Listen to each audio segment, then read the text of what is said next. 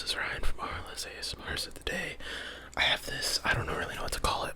It's kind of like this chicken pasta stir fry thing that I did.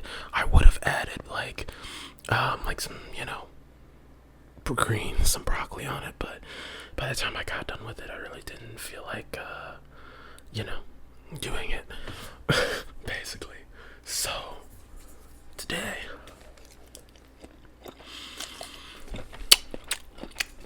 I thought I'd review the movie The Substance.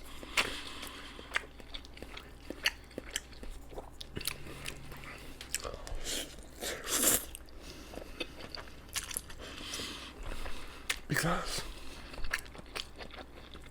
I wanted to review a bit of a newer movie before I got to customer. You guys aren't my customers, but viewer requests. Because essentially my thinking is that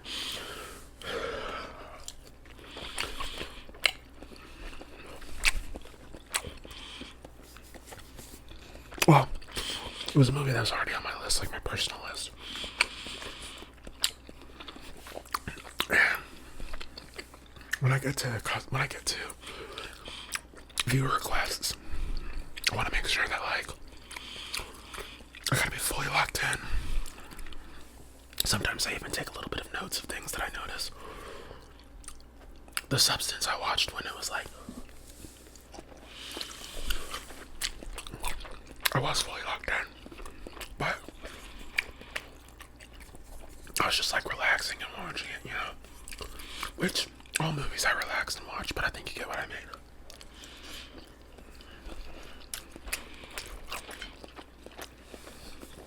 And it's viewer requested that I try a bit harder to notice things, so that way I can give you a solid review. So The Substance has Demi Moore in it, which I haven't seen. I know she's famous, but I haven't seen much of anything else she's in. Dennis Quaid, which is also someone I don't know very much about. I've seen his face before. He's probably in some kind of movie that I watched 10 years ago, but I don't remember. No, I don't remember. I don't know how to pronounce this last person's name. Margaret Qualley.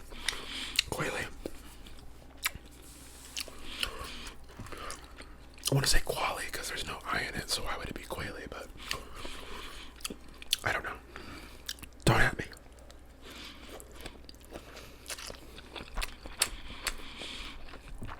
So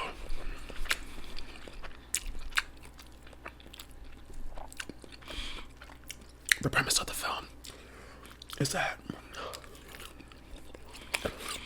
Demi Moore's character, her name is Elizabeth Sparkles. She's this actress,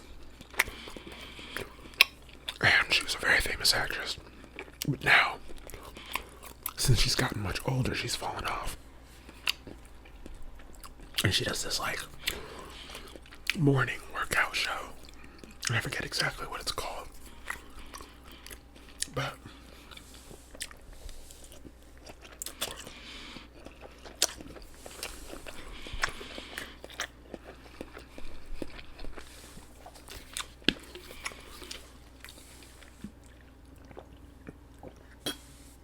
she does this kind of thing not P90X, but that type of show. If you guys have ever seen what was it? Billy's Boot Camp or whatever, basically those workout instruction videos. That's essentially what she's doing, but they record them and do them as this morning show. And so she has this conversation with her manager, or the guy who runs the network, or basically not her manager, an agent or anything, but the guy that has the biggest say in that particular network, because he's oh, we gotta please our shareholders and stuff. She isn't pulling in the same numbers as she used to. So they gotta find someone younger and hotter. And so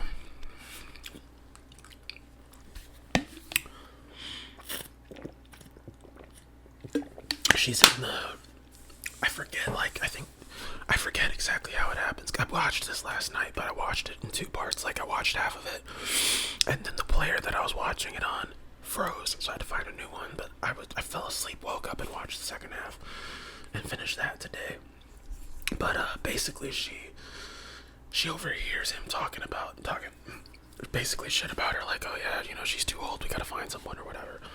But then, so she then,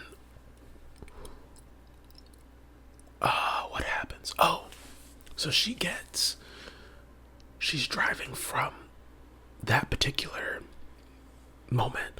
She gets into a car accident.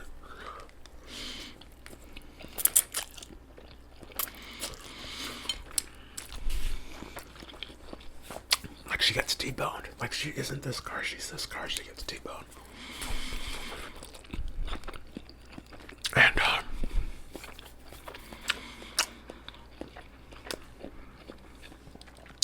so they go to the hospital. And there's this guy, and he's like, which, I mean, basically, the doctor comes in, he's like, oh, you know, surprisingly, you have no broken bones and whatever else. You know, nothing, you have not even barely even a scratch on you.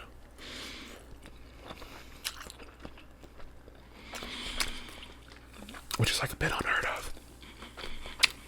And there's like an assistant doctor there, or like a nurse. After the main guy leaves, because he's like, okay, you know, you're fine, you're good to go, and also like happy birthday or something, because I think they slip in that it's her birthday, but I think she's like supposed to be fired. Not that she got fired, but like she knows she's supposed to be, so she's like not listening to him. And the guy that's doing the examination, the second nurse guy, doctor, whatever, he starts feeling her spine, and he's like, you actually would make like a great candidate. And she's like, what?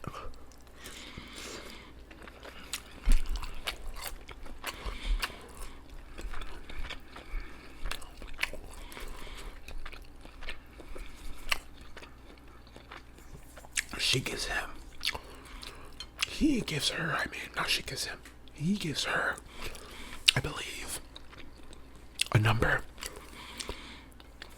I forget if he tells her about what the substance is, or when she calls the guy, he tells her.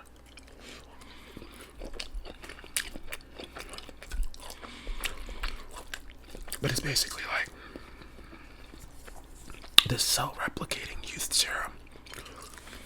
Or at least I think that's what you're supposed to think. Because in the very beginning of the film, well, not in the very beginning, but in the beginning of the film, there's a broken, like a yolk, like an egg, on like the, I guess on a counter or whatever, but a syringe is injected in with fluid, and it is injected into the egg, and then the egg duplicates a perfect replica of itself. So the implication is that she will create a version of herself that is like younger. So she takes the serum. She gets the serum, and then she goes into her bathroom and then takes it. Now, I don't know if you're squeamish, or I don't know if any of you are squeamish about gore, like if it's described, that would ruin your ASMR. So for a lot of the scenes that are in this film, I'm not really going to describe them too well. If you remember the detail I told you earlier about how he felt up the spine, I think you'll infer, based on what I'm putting down, that, yeah, like she basically creates another younger version of herself. And,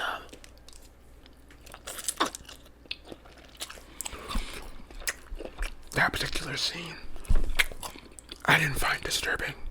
I didn't really find it that gross. If you are used to gore from horror movies, I don't think you would find anything in this movie particularly gross or disgusting. Because most of the movie, I wouldn't even consider it horror, to be honest with you. It's like a disturbing thriller. And that's about it. Like a psychological thriller. Like, that's all.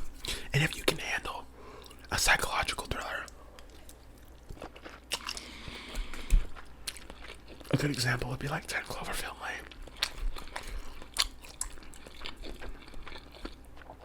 There are a couple moments where it made me wince because there are certain things, bodily things,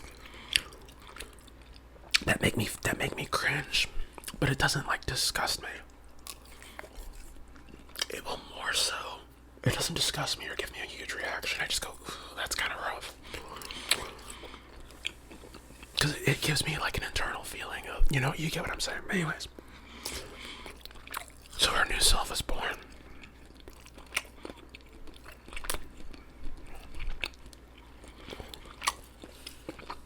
And, oh, also, by the way, in the substance, there's a lot of nudity. Like, I swear for the first 45 minutes, you're just watching half-naked women and naked women. Demi Moore and Margaret Qualley are like, or Qualley.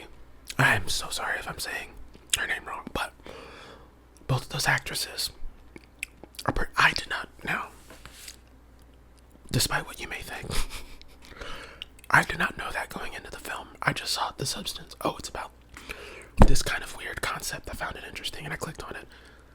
There's a lot of nudity in it. I don't know if that bothers you. I don't think for any of us. The overwhelming majority of my viewers are all adults. So I don't think any of you would particularly take issue with it. But, you know, I just put it in there just as a disclaimer. Some people don't really care to watch it. It's just one of those. It's like, yes, it's a horror movie, so you're not going to watch it when your kids are around. But there are, like, some films you could probably watch when, like, people are around and you don't have to think about it. This is not one of those films. At least for the first hour. Well, it gets weird, I guess.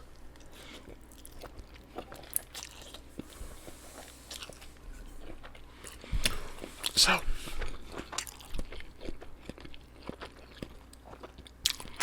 Margaret Qualley's born. Her character. So Demi Moore's character's name is Elizabeth. The younger version of herself. She names it Sue. And then so she basically goes and auditions for the job that she's getting fired for, if that makes sense, because she wants to keep the job that she has, but she wants to do it in a younger body.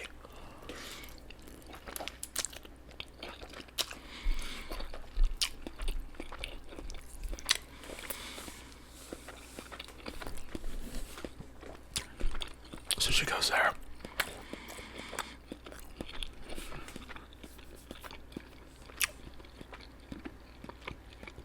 They ask for her height, age, measurements. She auditions for it and she gets the job.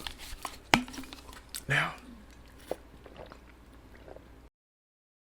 the trick in this film, or like the kicker of this film that's worth mentioning, is that, well, it's literally a part of how the film operates. It's not that it's just worth mentioning, it's a part of the plot. I don't know why I said that. But basically, she has, every 7 days she has to switch from her younger body into her older body and vice versa. And so she lives in her young body for a while. She's getting like all this adoration. She's, you know, people are really treating her differently, and she remembers what it's like to be young and all of these different things.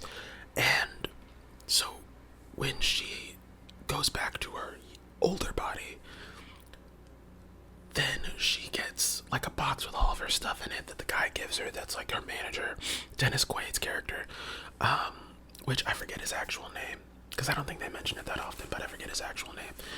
And he he's like, yeah, hey, we loved your time here, but you gotta go. And then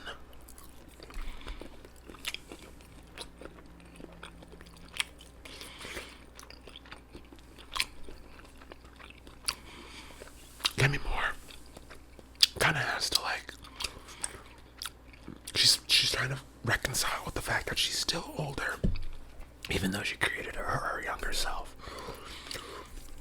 And she's switching. The whole movie makes it pretty apparent that it's the same consciousness.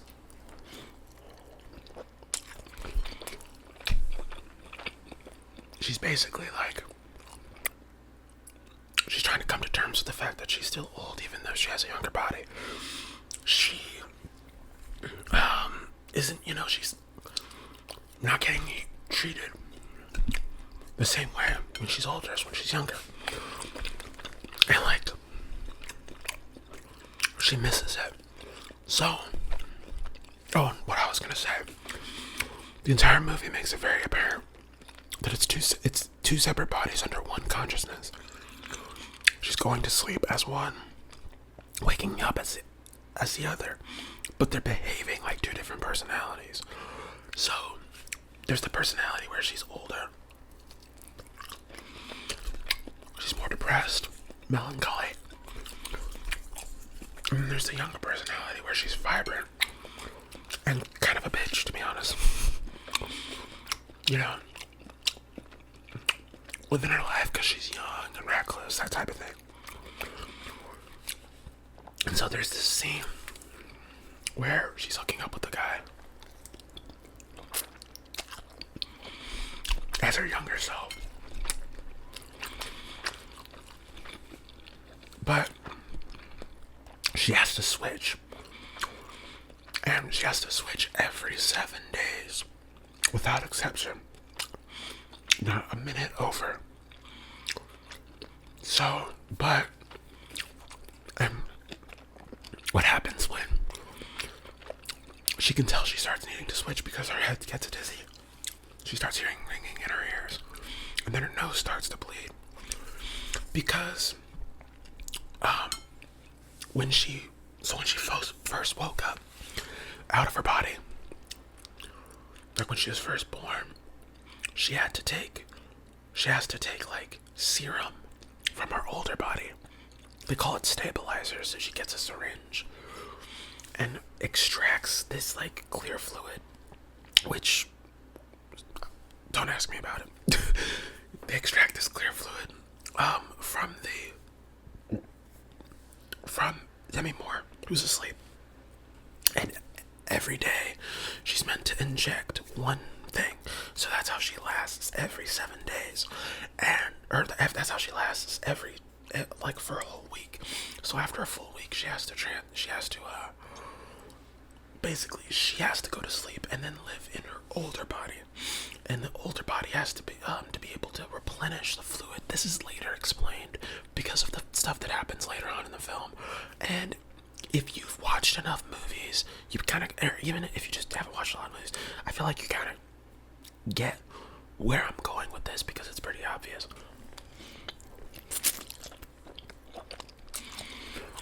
But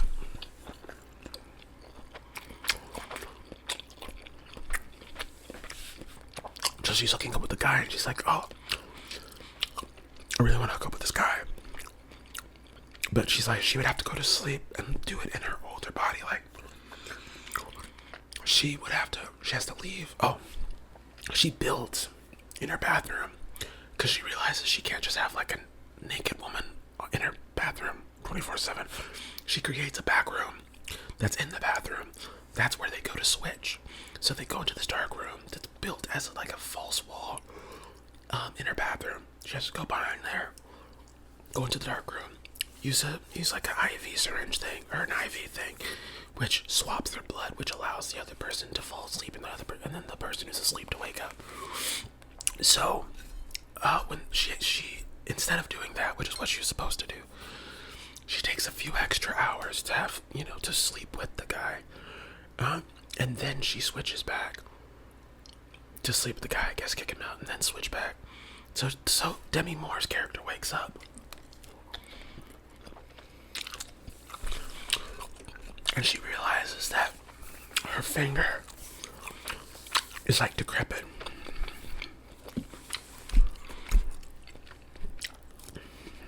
Like it looks more old, more wrinkly, discolored. And she freaks out, starts rubbing it, starts like trying to wash it basically. And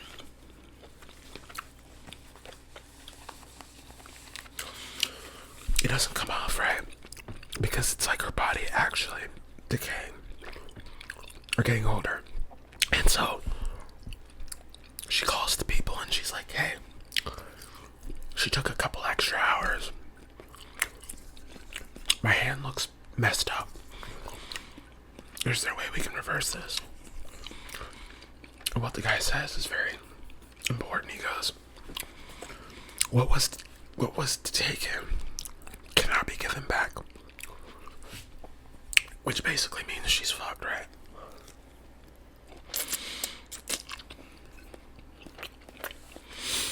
Like he can't reverse any extra time she takes from herself and her younger self. It can't be given back to her older self. And so, because of that, she kind of flips out. Well, not really flips out, but she feels like depressed. And she goes out to some diner. There's this old guy who starts talking to her. And she basically realizes that he's the nurse that gave her the phone number to call the people anyway. And he's like, I think he's even the guy that she talks to on the phone whenever she calls. But she knows this because they have the same tattoo that forms when they do the experiment. Or the tattoo they give you, I guess. And, oh, it's also worth mentioning, she goes to like a safety deposit box to get her stuff when they replenish her. Because they have to give her new stuff every week.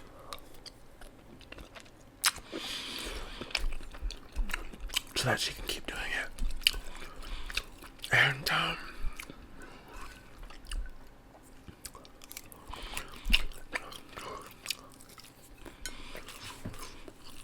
so she realizes that.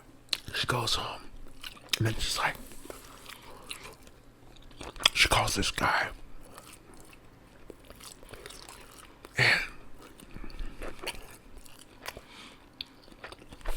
you can tell it's a guy from her past. Probably a guy that admired her. Liked her even. Because he's pretty shocked that she called. And he's like, well, she's like, oh, maybe we should go get a drink sometime. So he makes a reservation at 8. And so she's like getting ready and dolled up for it. And as she, she gets like a red dress on. She gets like these gloves and everything. As she's about to head out the door to go on the date, she looks at the outside her window. Is a huge poster of her younger self, Sue. And it sends her into this like insecure spiral that makes her have to go and she redoes her makeup, but then she's not satisfied with it, so then she messes it up on purpose. And she never leaves her apartment. She starts like, I think she goes on this spiral where she like cooks a bunch of food or like cooks chicken or whatever. And then her younger self wakes up and she's like, this is so gross or whatever. Why'd she do this? And so they basically have this thing where they're going back and forth fighting with each other. because Elizabeth can't seem to bear the fact that she's getting older, and that when she knows what it feels like to be so young, she feels like she can't even enjoy her life. And that her younger self basically gets to have all of the fun and do all of the fun stuff. Meanwhile, and the reason she's able to do that is because she's taking it from her. But it's herself. Like, it's herself that she's taking it from. But it's like she's taking time from her older self and putting it into her younger self. Or, to keeping herself young and whatnot. And so, I'm going to jump around. I'm going to skip ahead a little bit. I might actually still be on track for the plot. But she wakes up and she's like, this is too much. She's doing a lot. And so, as she keeps doing the show, it gains more traction. She actually does this thing where she goes on a 3-month, she gets so fed up with when she wakes up, things aren't to her liking and perfect or whatever, right?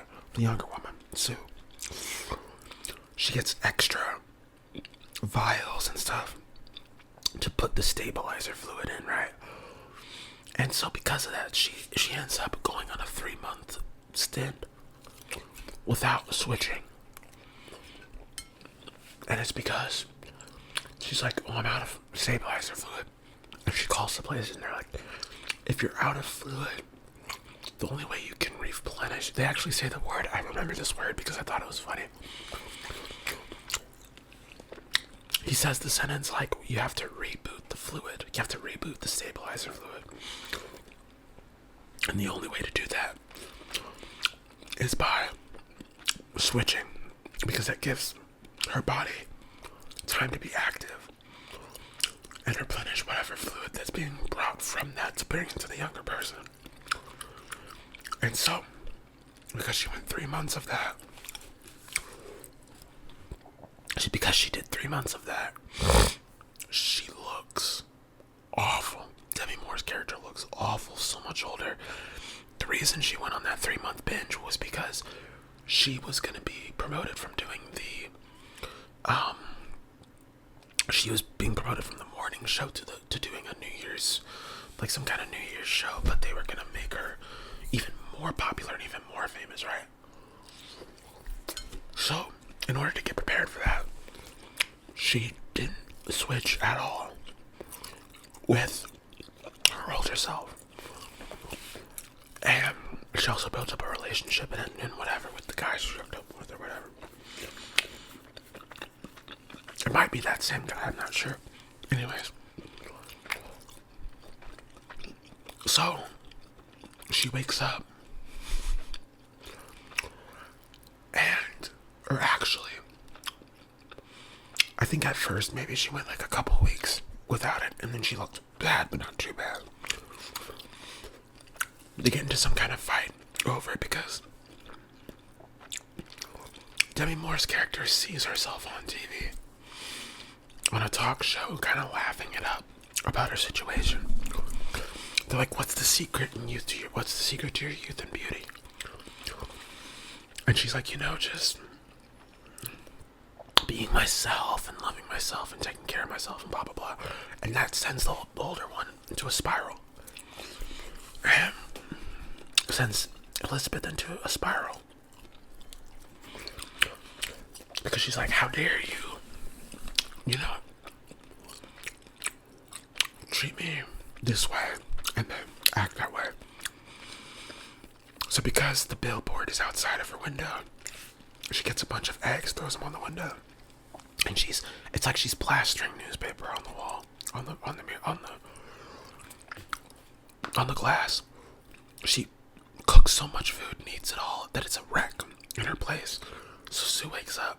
That's when she grabs all of the vials and stuff like that and takes it all from her. Because she's like, I can't do this with you. You're doing too much. Or like she doesn't want to share that space. So she wants to make sure she can do the actual, the thing. The New Year's special or whatever. So she does that. So she takes all that from her. And because she takes all that from her and leaves her like that for 3 months and runs out, then she switches. Woman becomes like an actual gremlin. Actually becomes, like, I don't know. They switch because she basically realizes, like, damn, like, I can't, because she was about to have sex with her boyfriend or whatever, or that guy that she was gonna hook up with. But she switches at the last minute because she's like, okay, you know, I can't get any more from her. And so when she wakes up, she looks really ugly. There's no better way to say it. And then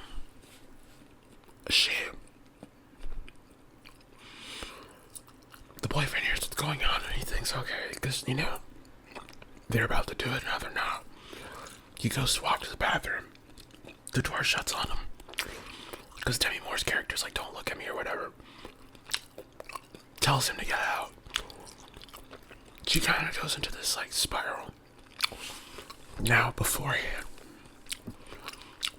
when she woke up before and she just looked a little old, she called the guy and said, hey, she keeps taking from me. And he offered, hey, do you want to stop the experience? Because you can stop the experience.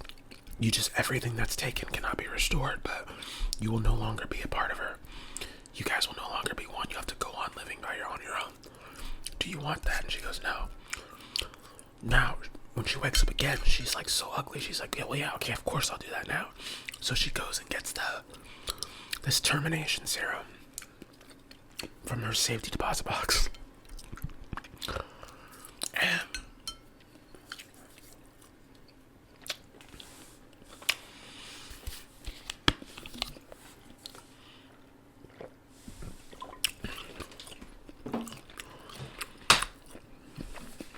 so goes to get it from her safety deposit box. And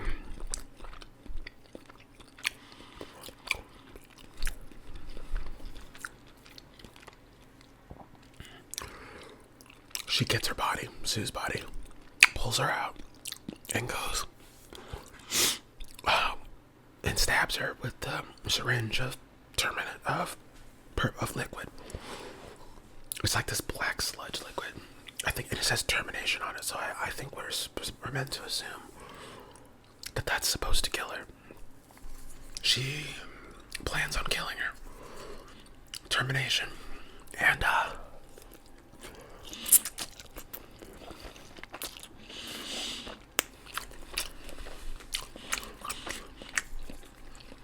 it's no bueno. But, so she stabs her with it. And as she's like pouring this serum, or like, you know, injecting the death serum into her veins, she realizes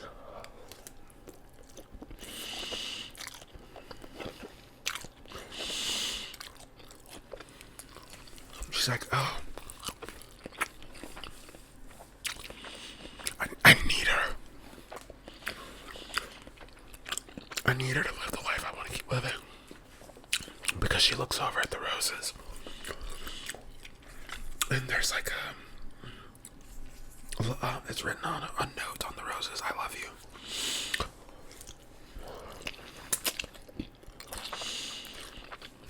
It's either I love you or we love you.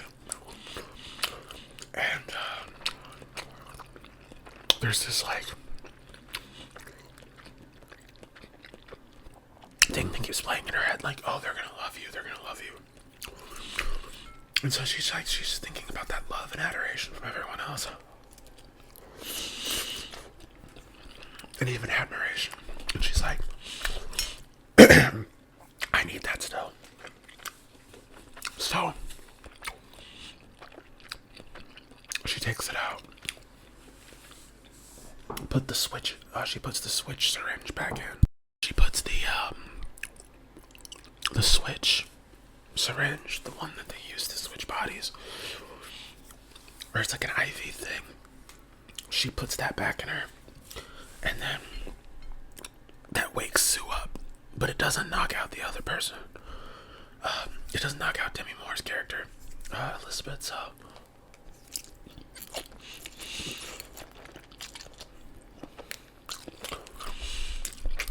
she ends up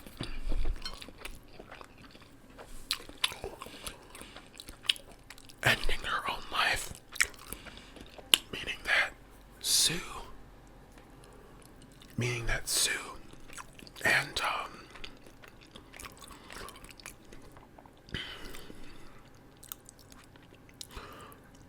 Sue kills Demi Moore's character, the older version of herself. So it's kind of like she kills herself. Kind of. In like a poetic way. So she does that. She gets all ready for the New Year's presentation or whatever it's called, the New Year's show. Then she realizes she starts having that dizziness, those issues, and she's like, she realizes she needs, she needs to be, there's no more stabilizer fluid because she killed her younger self, or her older self.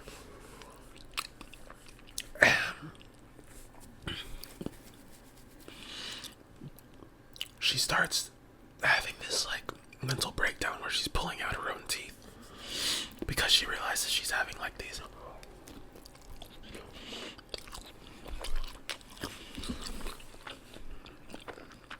this mental breakdown, and then she's like, oh, once she realizes she pulled out all of her teeth, like she pulls out from like here to here, she goes, oh, let me go back and like create another version of myself, because that fluid that she used, injected herself in the beginning of the film, she was supposed to throw that away, but she never did. So she uses that again on herself again. And let's just say it doesn't end well. She becomes very like deformed, and it's meant to be like she looks deformed and gross. In the movie, I think they call her like Alyssa Sue, because it's a deformed version of Elizabeth and Sue mixed together. And then she goes back, puts on her dress, tries to do herself up pretty, goes in front, because she's supposed to give some kind of speech or show or whatever. She goes on stage looking, just watch the movie if you're interested, I can't describe it, and there's no way I'm putting it visuals for you guys when you're trying to relax. But then it's kind of funny, she uses like an old magazine poster of herself, like her face, pokes holes in it and puts that over her face because of how ugly her face is, but that falls. She even puts lipstick on it, but then it falls, and so you see her face on stage. And she basically gets treated like, she literally gets treated like Frankenstein's monster. People are freaking out. They throw shit at her. I think some people try to beat her up. I don't know. But she runs.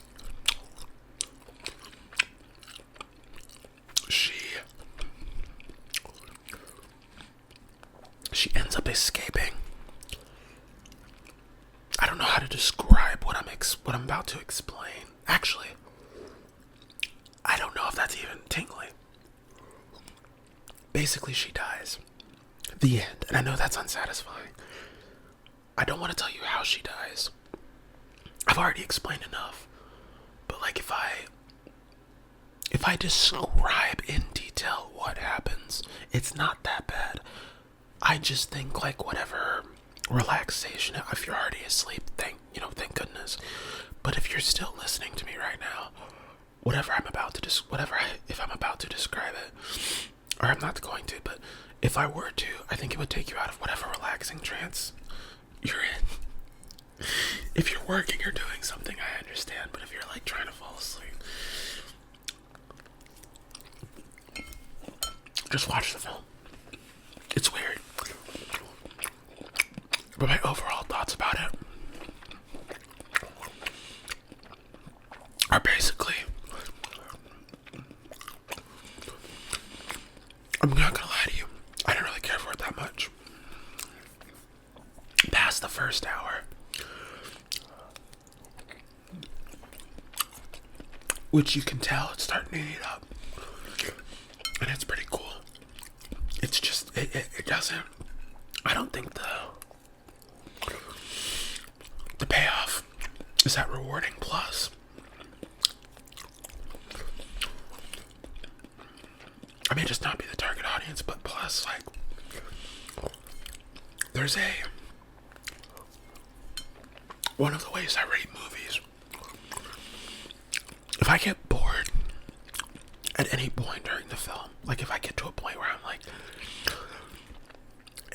this is pretty boring, I'll just rate the movie under a 3. I may not rate it under a 2, but I rated The Substance 2.5 out of 5 on Letterboxd. And that's because, like, I enjoy like the themes of it. Not when I say the themes, I mean, like, I can understand the themes. I think it's kind of blurred, like, oh, because the whole thing is that she hates herself, right? So it's like, oh, it's a movie about how hating yourself can turn up really badly. But a lot of horror tries to do that. Like, smile movies are like the movies about trauma. How trauma can, like, be this overwhelming presence in your life and be like a monster, you know? That ends up, like, and then you pass it on to other people. Like, I do understand. Smile. And they try and do a similar thing in The Substance. It's just not like, I don't like it. It's not something that,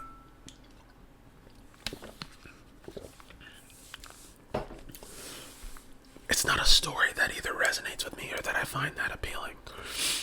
The interesting part of switching lives, that's cool. And the way it ends up makes sense. But the way it's presented, and then also there's like, the ending just drags. It drags on for 20 minutes. If I feel like I'm waiting for a movie to end for like 20 minutes straight, I don't rate that movie a 3. A 3 is, for me, out of 5 is like, I enjoyed the film enough to keep watching it. It's not my favorite. I don't think it's super good, but it's entertaining enough for me to say that I enjoyed it, but there's nothing about it that I found really special. If I rate a movie a 4 or a 5, I thoroughly enjoyed the movie. That to me means I have strong positive feelings about it, and I think the average rating for it on Letterboxd is 3.8, so it's almost a 4, but it's not like it's that great. Most people don't even really feel like it's that great, because for it to get 3.8 means like a lot of people, several thousand, would have to be like, it's just okay. And someone I talked to today about it said they also thought that the movie was basically just okay. I don't know if any of you liked it. I hope, let me know your guys' comments and thoughts down below in the comment section about the movie, if you've seen it, or if you want to watch it, and let me know if this review is swaying you in either direction of watching it or not watching it. But I don't really, there's some stories told through the medium of horror that I will find the premise very boring, but the movie itself can be good. This movie, I felt like the premise was interesting, but the movie was boring. Like, you get past all, like, the boobs and all that stuff that you want to see, which everyone wants to see. And then about 20 minutes after that, it's still a good movie. And it's being interesting. But then once it starts to try to turn itself into a horror film, when all of the horror stuff actually happens, where, like, she starts becoming more grotesque, when she starts getting, like, mad and everything, and, like, more gross stuff, like, more unsettling things start to happen, because it's pretty normal for, like, the first half. Once the movie actually tries to be a movie, it's not good, in my opinion. So that's overall my feelings about The Substance. I hope you guys enjoyed this video, and this is just something I whipped up. Let me know if you guys would actually be interested in me doing, like, cooking videos, because I have considered that, and I think that over the next couple of days, I'll look into trying to get a couple of those done, like cooking before the mukbang, to show you, like, how I cook the food that I'm about to eat, because I've had it for a few months now. you guys have like, oh, how did you cook that? How did you make that in the comment section? So I think that would be pretty interesting to show you. Maybe I could do like a specific recipe and try it on here and have either a movie to review or just something about my life to talk about. But I do have a doctor's appointment tomorrow, which tomorrow I'm posting this probably tomorrow, so I'm having my doctor's appointment today by the time you see this. And yeah, I'll just let you guys, I'll probably do like an update on my life around that time, or in my next video. So that way you guys, or not my next video, but maybe like a video here soon, so you guys can know what's going on there. But like I said, thanks for showing up. All of you are awesome. I hope you're having a great rest of your night if you're watching this at night, or you have a great rest of your day if you're watching this during the day, or in the morning. Have a good day at work if you're working, and I will catch you guys next time.